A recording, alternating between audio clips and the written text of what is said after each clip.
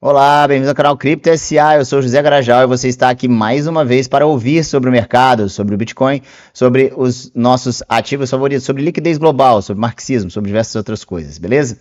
Então, eu estou um tempo sem aparecer, resolvendo problemas técnicos que ainda não estão completamente postos em lugar, mas vamos lá. Seguindo aqui, vamos começar com o nosso gráfico do Bitcoin que nós já acompanhamos há bastante tempo. Essa Fibonacci está aqui desde.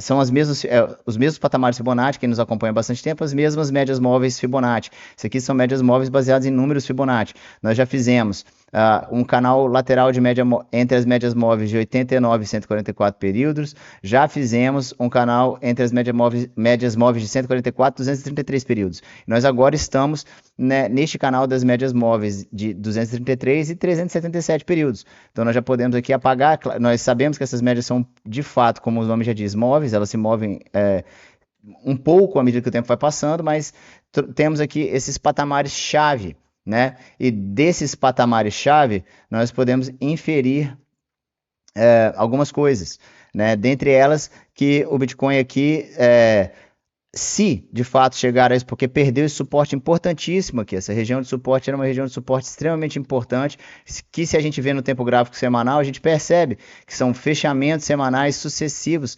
abaixo deste patamar aqui, ó. Então este patamar da FIBO aqui, ó, que é o patamar de 65.700, ao ser perdido com sucessivos fechamentos no tempo gráfico semanal, acabam chamando por uma correção para os patamares inferiores. E os patamares imediatamente inferiores são os patamares que compõem o que nós chamamos de Golden Pocket, o bolso de ouro aqui de toda essa pernada. Então, assim, não será um absurdo que o Bitcoin encontre um suporte importante aqui nessa região, tá? Mas nós sabemos que o Bitcoin também gosta de fazer fortes movimentos. Veja, só este movimento aqui, essa vela, esse pavio, aliás, perdão, foi um pavio de 14%. Por exemplo, se o Bitcoin estiver aqui, ó, e fizer um pavio similar de 14%, ele chega até a 0,5 da FIBO, né? Ele pode fechar o semanal, por exemplo, acima de 54.700, mas ter durante a semana explorado esse valor de 47 mil dólares aqui, né? Mas nós estamos trabalhando com a hipótese que o Bitcoin vai trabalhar pelo menos aqui dentro deste canal, né? E fazer fake outs neste canal e alvos, por exemplo, fundamentais deste canal aqui, ó, o primeiro alvo fundamental é a própria 0,5 da FIBO, entendeu? O segundo alvo, o alvo de todo esse rompimento aqui seria a casa aqui dos 41 mil dólares, que poderiam trazer um pavio também de 14% aqui, ó, vamos dizer assim, né? Até menos, ó, 7%.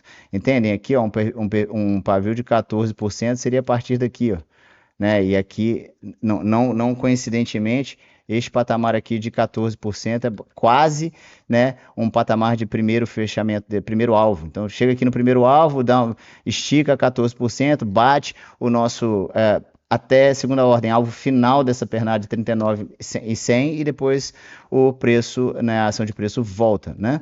Então, nesse sentido, nós temos todas essas possibilidades para o Bitcoin, né? Que agora já está aqui tocando de forma um pouco mais confortável ou desconfortável, dependendo se você é um urso ou um touro, né? Se você é um urso, você repara que aqui é um toque mais confortável, parece que vai ser explorado mais essa região aqui, da região de demanda, até mesmo abaixo dela, né? Nós já estamos aqui, não obstante, mirando esses alvos aqui no Golden Pocket, certo?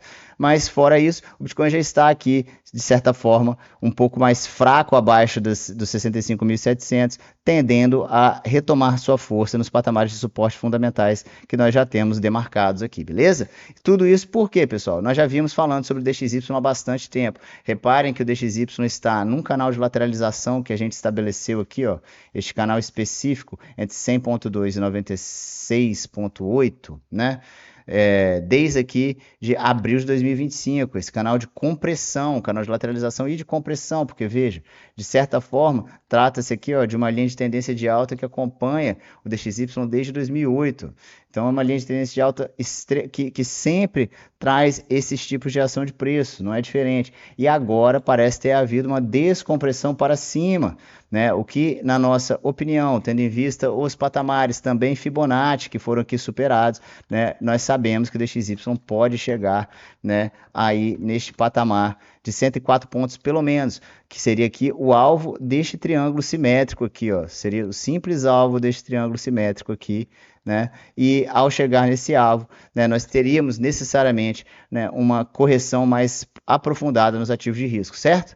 E isso está acontecendo, me pediram na nossa comunidade alvos, por exemplo, para Nasdaq, para S&P. Então aqui estão esses alvos. Eu acredito que nós temos alvos firmes para a Nasdaq aqui, pelo menos na casa dos 28.900, né? E eu diria até, né, que se perder esses 28.900 aqui, ó, que é a base de que ainda segura, né, na região neutra de médio prazo, aí, caso seja perdido, claro, nós estamos olhando para este patamar de 28.100, estamos olhando também para o reteste aqui da força de alta de longo prazo em 27.700, ou seja, do patamar atual, ainda é possível que Nasdaq tenha aí uma descompressão de cerca de 5%, que totalizaria do topo aqui, ó, né, uma descompressão de 10% no total, ou seja, isso pode ainda se agravar, né, se nós vermos S&P, por exemplo, S&P também está trabalhando aqui, ó, é claro, mais fraco que Nasdaq, porque Nasdaq está basicamente acima aqui, ó,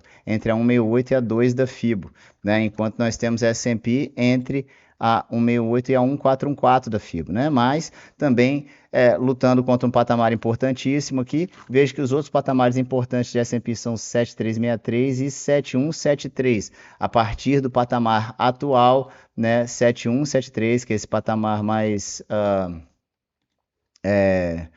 mais profundo de reteste, né, a 3%, mas eu diria que tudo isso pode se aprofundar ainda mais a depender das condições, porque o DXY está aqui de fato mostrando bastante força. Se chegar a este alvo aqui, acredito que as correções no TradFi e no Bitcoin serão mais profundas. Nós vemos aqui a mesma coisa assim, com essa visão, né? A mesma coisa acontecendo na CME, apesar de que na CME nós temos aqui, ó, ascendente, né? Nós temos um movimento ascendente, né? Enquanto aqui nós temos um movimento descendente.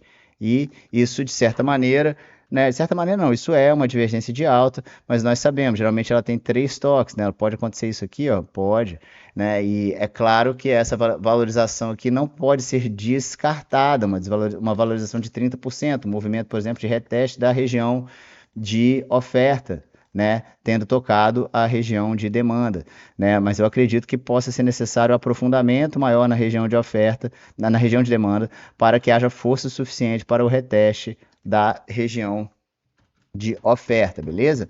Então, eu acho que é fundamental a gente chegar nessas conclusões antes de qualquer coisa. O Bitcoin, via de regra, então, está bastante fraco, ainda precisando de um pânico, né, se nós vimos um dos nossos indicadores favoritos, que é o RSI Levels, né?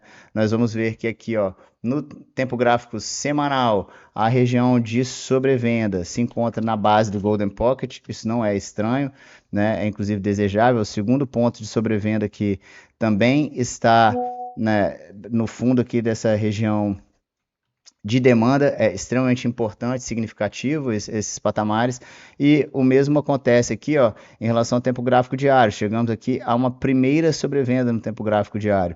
E nós sabemos que dessa sobrevenda, veja, da última vez que entrou em sobrevenda no tempo gráfico diário, o Bitcoin ainda desvalorizou, né, ainda fez uma correção de 17%. Se isso se assemelhar aqui, ó, veja, estaremos exatamente no fundo da região de demanda. Tá? Então, agora é o momento para aguardar um pânico maior, né? Aguardar que se forme de fato uma divergência de alta com 3 toques aqui, né? Provavelmente esse é o tipo de movimento que o Bitcoin gosta de fazer, às vezes vem até aqui para depois vir aqui, aí sim explodir, né? E, claro, nós estamos falando de aqui fundos ascendentes e aqui estaremos falando naturalmente de fundos descendentes, tá? Os fundos descendentes que podem chegar somente até essa região aqui, a depender de como esse movimento se dará, por exemplo, tá?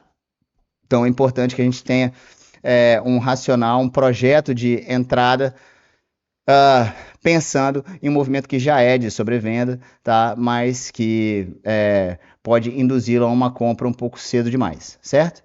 Então, por hora, é apenas isso. Em breve nós temos notícias muito interessantes em relação à nossa comunidade, que é Bitcoin é uma verdade inconveniente, no Telegram. O link está aí embaixo.